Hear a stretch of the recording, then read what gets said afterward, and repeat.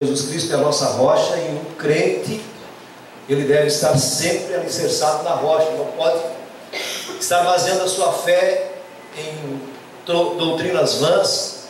O crente não pode firmar os seus pés ou firmar a sua fé em um ídolo religioso, fazer de um líder religioso seu ídolo, que se esse líder tropeçar, ou se esse líder cometer um escândalo, ele acaba se desviando, porque ele diz: eu não esperava que aquele homem fizesse isso, eu não esperava que fulano de tal caísse, eu não esperava que fulano de tal pecasse.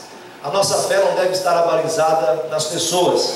O apóstolo Paulo diz assim, sede meus imitadores, assim como eu sou de Cristo. Mas primeiro, o Paulo disse que ele era imitador de Cristo, e que se alguém quisesse imitar ele, poderia imitar, porque ele estava tentando sempre buscar a perfeição. Então quem tentasse imitar o apóstolo Paulo, estaria tentando imitar a Cristo.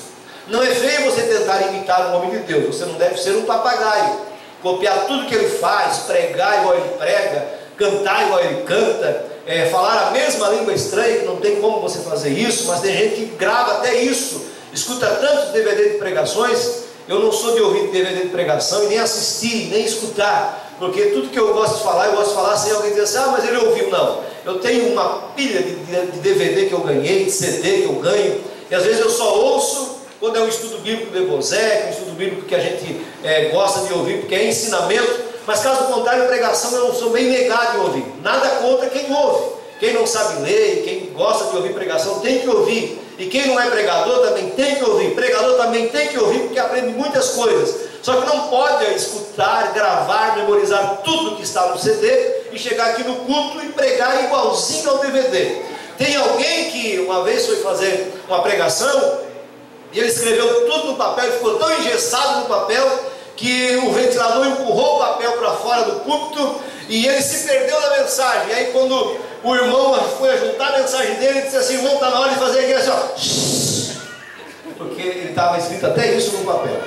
Estava engessado, tão engessado. Tem crente, tem pregador que se engessa nisso. A gente até escreve alguma coisa, a gente copia alguma coisa, a gente, quando recebe de Deus algo, a gente vai escrevendo, mas a gente não pode, se agora eu perder esse papel aqui, eu vou perder a minha linha de raciocínio, agora eu não tenho mais mensagem. Não, a gente tem uma mensagem, porque a mensagem primeiro está no coração. E a melhor coisa para você aprender o que você quer falar é você escrever com as suas próprias mãos. Você escreve, depois você digitaliza no computador, aí você memoriza mais ainda. Então você diz que você lê em voz alta, é muito bom, e você escreveu o que lê melhor ainda, e depois você repetir aquilo que você lê. Diz que para nós pregarmos um texto, nós deveríamos entender ele. Para entender, ler no mínimo um versículo 10 vezes. Um versículo 10 vezes. Um texto de um capítulo todo, deveríamos ler muito mais vezes. Para quê? Para memorizar e saber o que nós queremos entender do versículo. Então,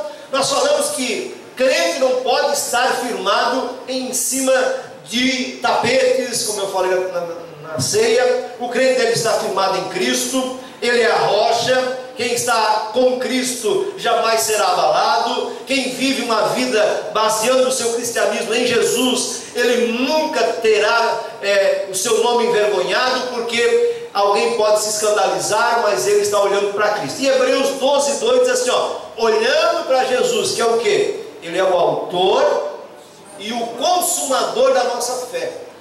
Quem deu a fé para mim não foi muito respeito ao meu pastor presidente, não foi Daniel Berg na Vrimble, não.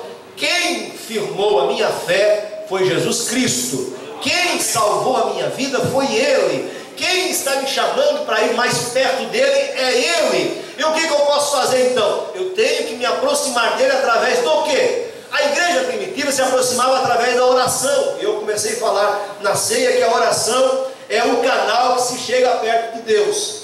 E você vai olhar em Atos dos Apóstolos, no capítulo 12, do versículo 1 a seguir, você vai encontrar uma passagem bíblica em que Pedro estava preso na prisão, uma passagem conhecidíssima da igreja. Não precisa trazer assuntos muito novos, mas tem que trazer assuntos conhecidos. Onde é que estava Pedro em Atos capítulo 12? A Bíblia diz que o Herodes já tinha matado o Tiago a fio da espada. E isso deu uma popularidade tremenda para o rei Herodes. Ele ficou o cara da eleição. Ele era o homem que, se ele se candidatasse naquele momento, ele seria eleito, porque ele tinha matado um discípulo que estava enchendo a cidade de Jerusalém de uma nova doutrina, de um novo mandamento, que era o mandamento de Jesus Cristo. E diz que ele mandou matar Tiago a fio da espada. E isso deu um ibope tremendo para ele. Aí eles sopraram no ouvido dele: manda prender o Pedro, prende o Pedro, e vai fazer a festa com Pedro também, vamos matar essa gente. E a Bíblia diz que o Pedro é colocado numa prisão, o Pedro é guardado por 16 soldados, ele está lá dentro de uma masmorra, está lá guardado para no outro dia ser entregue e ser feito como foi feito com Tiago. Mas a igreja primitiva, ela tinha uma arma poderosa que Deus colocou na nossa mão e ainda está na nossa mão. Nós não perdemos esta arma. Tem muitas armas que foi tirada das mãos dos brasileiros. Eu acho que o cidadão de bem, ele não precisa de arma, porque principalmente o crente, né? Porque crente que tem arma, porque não confia nos 66 livros que ele tem na mão dele, que é a Bíblia Sagrada, que defende ele de todas as coisas, 66 cartuchos cheios de graça de Deus, de poder de Deus. Então o crente não precisa andar armado. A arma do crente é a Bíblia Sagrada, é a oração, é o jejum e a comunhão com Deus. Ele não precisa estar com uma garrucha, ele não precisa estar com uma 12, com uma 16, mesmo porque quando tem arma dentro de casa acaba acontecendo tragédia, como aconteceu, que nós tivemos aí em alguns lugares. Por infelicidade aconteceu alguma coisa que não deveria acontecer, mas a gente sabe que não é proposital, mas cada um tem um hobby. Eu conheço pessoas que têm armas registradas, e isso é normal e não é proibido, mas eu acho que o crente não precisa disso. A arma do crente, a defesa do crente, o escudo do crente é Jesus Cristo. E quando Jesus deixar de ser o escudo e você confiar, aí o salmista diz assim, ó, uns confiam em carro, outros confiam em cavalo. E aí nós devemos entrar nesse versículo, que nós não devemos pôr a nossa confiança em nós mesmos, nos nossos bens, no nosso terreno, na nossa casa, na nossa riqueza. Nós devemos sempre agradecer a Deus pelo que Deus nos dá, porque Deus dá riqueza, Deus dá casa, Deus dá carro bom, Deus dá emprego, Deus dá saúde, mas nós nunca devemos esquecer de tributar a Ele toda a honra e toda a glória, porque tudo vem dele. Agora, voltando para o texto, diz a Bíblia que o rei Herodes estava feliz porque prendeu Pedro, mas a igreja tem esta arma, que é uma arma que não é proibida nós usarmos. Tem uma arma que o crente usa e que ele não deveria usar, que é uma arma que mata muita gente, que é a língua. Fala dos outros, murmura dos outros, critica os outros. Se troca o carro, ele murmura. Se anda com carro velho, ele murmura. Se tem uma casa boa, murmura. Se mora num casebre, ele diz que não tem administração. Se anda de sapato brilhoso, é porque é vaidoso. Se anda de sapato rasgado, é porque não administra o que ganha. Então ninguém consegue contentar o povo. Você já viu aquela história do burrinho, de um homem puxando o burro com uma criança em cima, e aí ele diz assim, mas que velho, né? Que criança mais mal educada, em vez de colocar o velhinho em cima do burro. Aí passa por lá, aquela história que você já conhece. E ele passou em 3 grupos de pessoas. Uma hora ele estava puxando o burro, outra hora o menino estava puxando o burro e o velhinho em cima, e outra hora passaram os dois em cima do burro, e numa outra hora passaram carregando o burro, e ele não contentou nenhum grupo. Na história ninguém contenta 100% ninguém. Nem Jesus, com a sua santidade, ele estava com 12 homens escolhidos a dedo. E quando ele vai na ceia, ele diz assim, no meio de nós, ou no meio de vós, ele disse vós, né? Ele tinha essa autoridade para dizer, porque ele era santo, no meio de vós há um diabo. Por quê? Porque ele sabia, ele conhecia a intenção do coração do ser humano. Diz assim, mas pastor, mas se o Judas não traísse Jesus, não aconteceria, não precisaria ser Judas, poderia ser outra pessoa. Judas não. Ah, Judas foi destinado para ser o traidor. Não, senhor. O Judas deixou o diabo entrar nele. O Judas deixou, assim como Pedro, se Jesus não intercedesse, o diabo também tinha entrado na vida dele. Porque Jesus disse para ele assim, ó, o diabo pediu para se andar com a tua vida.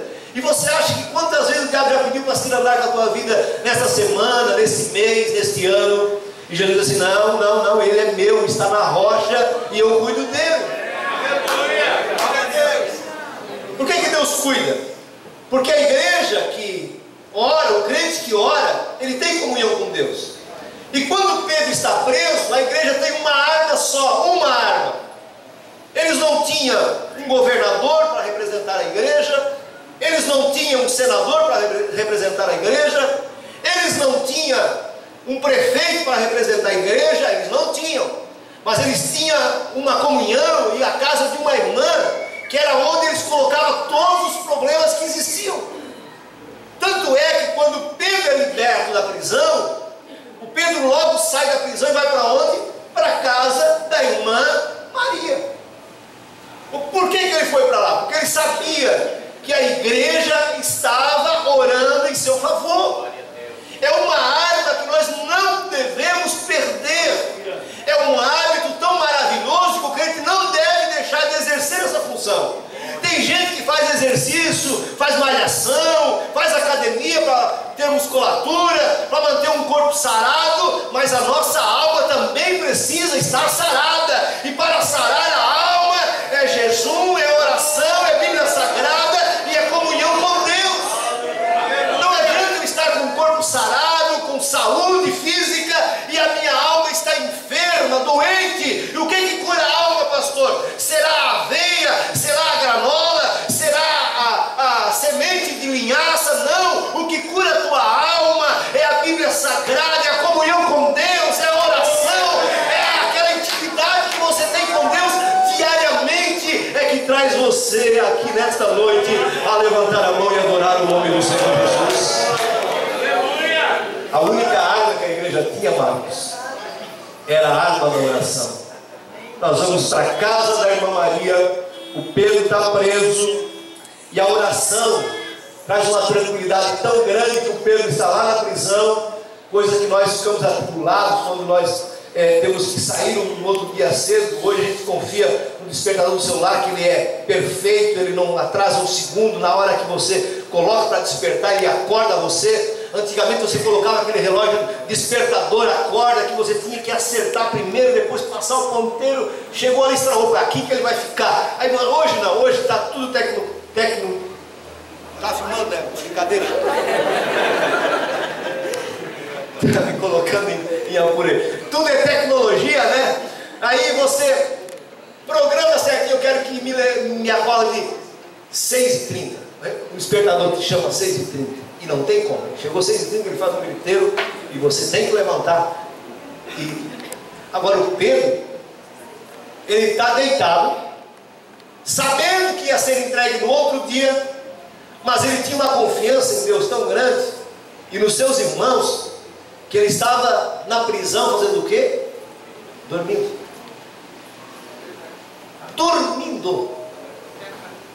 Dormindo de um sono tão pesado que um anjo, para acordar ele, teve que cutucar. Tão cotovelada. Os guardas junto com Pedro. Eu creio que ali Deus usou uma forma, um dom de maravilhas, né? Que o Pedro ficou invisível, porque ele conseguiu passar nos portões, os portões foram se abrindo, e os guardas não viram. Ou seja, 16 soldados cuidando do Pedro. O Pedro ia ser entregue no outro dia. Ele está dormindo na prisão. A igreja está orando, dizendo assim: Jesus, salva o Pedro. Eles não tinham lança-míssil, eles não tinham canhão, eles não tinham tanque de guerra, eles não tinham um exército para entrar lá e tirar Pedro, mesmo porque eles não conseguiriam. Mas eles tinham algo que nós ainda temos, mas às vezes não usamos. Eles dobraram os joelhos e começaram a dizer: Senhor, cuida do Pedro, tira o Pedro daquela situação, não deixa com que ele morra. E diz a Bíblia que Deus ouviu do céu, mandou o seu anjo, o anjo desceu, foi lá, teve uma dificuldade tremenda para acordar o Pedro, porque o Pedro disse assim: olha, Senhor, depois que eu me converti mesmo, porque antes o Pedro era um seguidor, né? Seguia, mas quando ele se converteu de verdade, ele disse assim: olha, eu não quero nem morrer como meu mestre morreu. Quando alguém for me matar, o meu Cristo morreu crucificado de cabeça para cima. Vocês fazem o inverso, crucifica eu de cabeça para baixo. E foi assim que ele morreu. Eu não sou digno de morrer como morreu o meu mestre. se converteu de verdade. Então ele está lá na prisão, sabia que ia morrer, disse assim: a minha última noite na terra, estou feliz, vou dormir o meu último sono neste corpo falível, e amanhã seja o que Deus quiser. Mas o anjo vem, acorda ele, leva para fora do portão, deixa ele na rua da cidade, e quando ele vê que aquilo ali não é sonho, que é realidade, porque mesmo ele atravessando os portões, ele ousava pensar que era um sonho. Isso é um sonho. Eu saí no meio desses 16 soldados, não tem como, eu estou sonhando. Mas quando ele sai na rua, que ele sente, quem sabe, a brisa bater nele da madrugada, aquela brisa fresquinha, ele diz: opa, não é visão, é a realidade. O anjo do Senhor desceu aqui para me salvar. E qual era a arma que a igreja tinha? Oração. Aleluia. Tem um que diz assim: ó, a oração faz bem para a alma. A oração encontro calma. Falar com Deus é um privilégio. Quem conhece? Você não canta essa versão?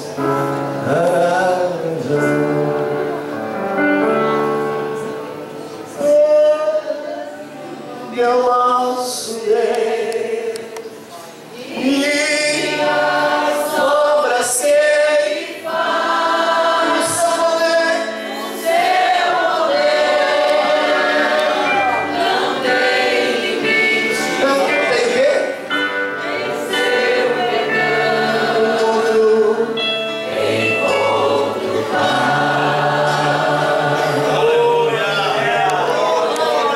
o seu poder não tem limite.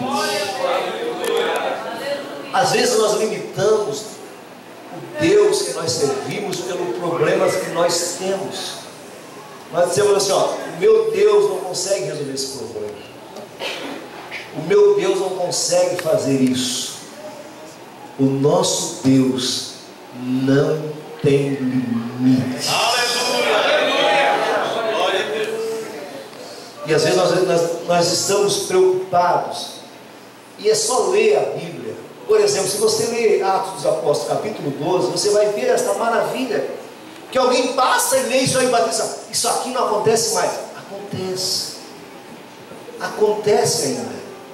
Porque Jesus, Ele está sempre pronto a ouvir as nossas orações. Ele não disse que aquela oração seria ouvida só pela igreja primitiva e que Ele libertaria só o Pedro, não. Se você olhar e você escutar os noticiários, você vai, além de ver tantas coisas ruins, que tem gente que só fala de coisas ruins, noticiários é coisas ruins, mas você vai ver Jesus fazendo tantos milagres, Jesus restaurando vida, Jesus salvando vida. O Andrews era um maestro que tocava aqui, é cunhado do Janinho. Ele sofreu um acidente e ele estava assim um pouco parado das coisas de Deus. Um músico excelente, um maestro. Vocês conhecem o Andrews? Mas ele sofreu um acidente. Quando ele bateu com a moto, ele disse assim: pastor, quando eu bati, eu comecei a rodar no ar, eu só lembrei assim: Senhor, tem misericórdia de mim. Ele lembrou. É por isso que a gente nunca deve julgar uma pessoa. Tem gente que diz assim: ó, a pessoa morreu, ela estava afastada dos caminhos do Senhor, mas a gente não sabe qual foi a última palavra que ela fez antes de morrer. O ladrão da cruz, se a gente olhar para o ladrão que está lá na cruz, qual dos dois era melhor? Diga para mim, da esquerda ou da direita? Nenhum dos dois. Os dois eram ladrão, mas Jesus não salvou um. Salvou qual? Aquele que disse assim: ó, lembra-te de mim quando entrar no teu reino. Foi a última oração, as últimas palavras dele. E Jesus disse assim: hoje mesmo estarás comigo no paraíso. Então, para Deus, a salvação é algo que nós não devemos julgar. E o anjo disse que enquanto ele virava as piroletas no ar, ele disse assim: Senhor, tem misericórdia de mim. Ele ficou preso, a sua cintura ficou presa no corpo, apenas pelos nervos e pela pele, porque o osso. Hoje ele está lá em cima de uma cama. Já fui lá 2, 3 vezes, levei ceia para ele. Ele chora e diz assim: hoje eu sou uma pessoa convertida. Por que você é convertido? Porque antes, ele diz assim, porque antes eu levava as coisas na brincadeira, agora eu nasci de novo. Sabe aquela pessoa que escapa de um acidente e diz assim, nasceu de novo. Eu preguei lá quando o Edson estava no Melé, eu preguei sobre o Ezequias, que o Ezequias foi condenado de morte, e quando ele recebeu a cura, que Deus acrescentou mais 15 anos, ele saía na cidade e disse, eu nasci de novo, eu já era para estar morto, mas o Senhor mudou a minha história, o Senhor mudou a tua história, o Senhor mudou a tua vida, você está aqui nesta noite, porque Deus mudou a tua história. E quando Pedro é tirado da prisão através da oração, ele vai para a casa da irmã Maria, e você conhece a história, ela vem uma criada na rua, chamada Rode, e ela vê o Pedro, corre para dentro de casa, diz para a mãe, para a família que o Pedro estava ali, nem a família que estava orando, nem os irmãos que estavam orando, estavam crendo numa libertação tão grande. Não, Pedro não tem como sair da prisão, não, ele está lá no portão. E tanto a menina insistir, eles foram lá, o Pedro entrou dentro de casa, contou o que aconteceu, e o poder de Deus desceu no meio da congregação. O que falta às vezes para nós nos alegrarmos mais? É contarmos milagres que Deus faz na nossa vida. É contarmos libertações que Deus opera ainda hoje, mas nós não queremos mais falar isso. Nós achamos que isso não... A Bíblia diz que o contar milagres, falar sobre as coisas de Deus, acrescenta a fé. A fé vem através de ouvir a palavra de Deus, mas também de ouvir os milagres, as maravilhas. Quando Pedro pregava para os gentios e para aqueles que interrogavam, e lá no sermão de quase 3.000 aulas, o sermão dele não foi um sermão muito difícil de pregar, mas ele pregou assim, eu estou pregando aquele Jesus que vocês mataram, mas ele ressuscitou. Ele só pregou isso. Ele não fez aquele rodeio, aquela coisa toda, aquela hermenêutica, exegese e exegese, mas tudo isso vale a pena? Vale. Mas tem gente que aprende um pouquinho, coloca um anelzinho no dedo e acha que é o cara. Chega aqui em cima, eu quero falar dos vernáculos do Deus Altíssimo, porque eu já sou doutor em divindade. O único doutor em divindade que eu conheço se chama Rei dos Reis e Senhor dos Senhores. Agora, se tem um médico que é divindade, eu não conheço ele. Esse é um guru. E guru pode ser até um adivinho, sei lá, por favor. O meu Deus, ele não divide a sua glória a ninguém. A ele seja dada toda a honra, a coroa está só na cabeça dele e ninguém tira. O que nós somos, pastor? Nós somos servos do Deus Altíssimo e ele pode nos usar com poder, com autoridade. E a minha não tem poder? Tem. Se você orar, Deus vai abençoar. Aquele que orar com fé, Deus responde às suas orações. A igreja primitiva orava e Deus respondia às suas orações. Então nós precisamos continuar, estar firme, estar na palavra. E eu quero falar na outra terça-feira que a igreja tem que andar na oração. Hoje nós encerramos na oração, e na terça-feira que vem eu falo sobre a palavra e ser cheio do Espírito Santo.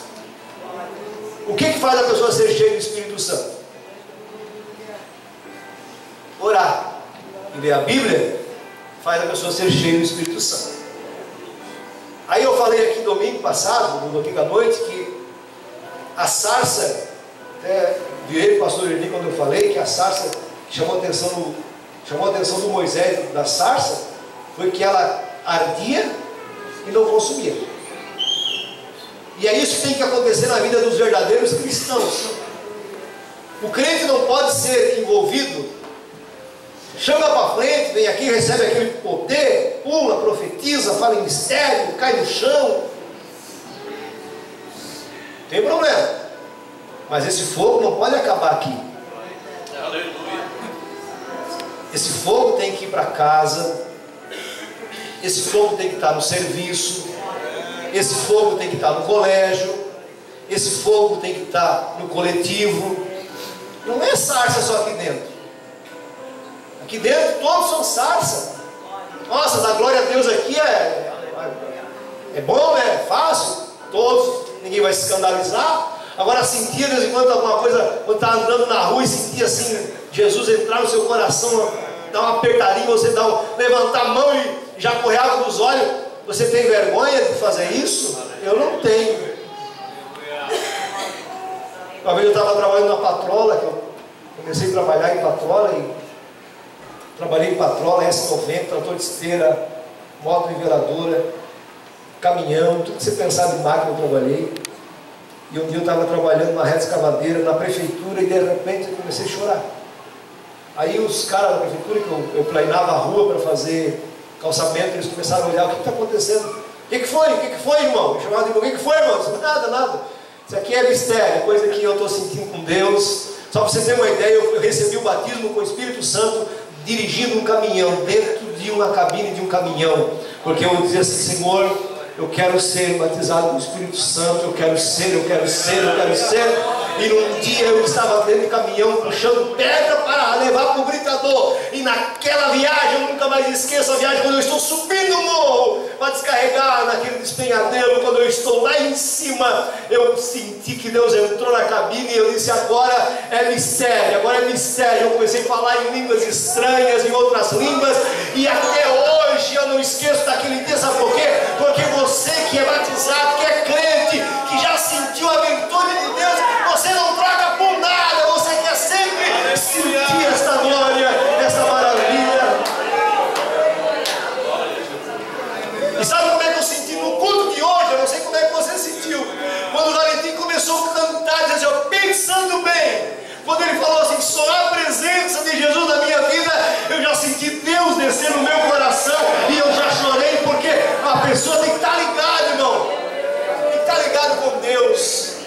Não seja um crente ventilador curioso para lá e para cá, não. Fique ligado com tudo que sai, porque às vezes numa palavra só você recebe a virtude, recebe o poder de Deus, e Deus tem prazer em te encher, Deus tem prazer em te abençoar, Deus quer ver você feliz. Deus diz: mano, eu estou triste. Deus quer fazer eu ficar triste? Não, Deus não tem prazer que você esteja triste. Ele quer que você seja alegre, feliz, e venha sempre estar contente. Mas o diabo lança seta, lança as lutas, lança os problemas. Eu quero ver o meu filho cabisbaixo, mas quando você chega aqui, eu digo para você: olha, Deus quer ver você alegre. Você escarranca um sorriso e diz assim: ó, posso todas as coisas naquele que me fortalece. Ele é meu Deus e nele eu confio. De pé para nós orar. Eu quero orar, se você quiser uma oração, com muito respeito, eu quero orar por você. Aleluia. Que Deus possa abençoar. É isso aí. Quem começou aí? Acho que é Lá maior. Faz um Lá aí. Por toda a minha vida. Cante, você conhece? Adore o Senhor. Pode fazer assim, já falei, ó. Ó Senhor.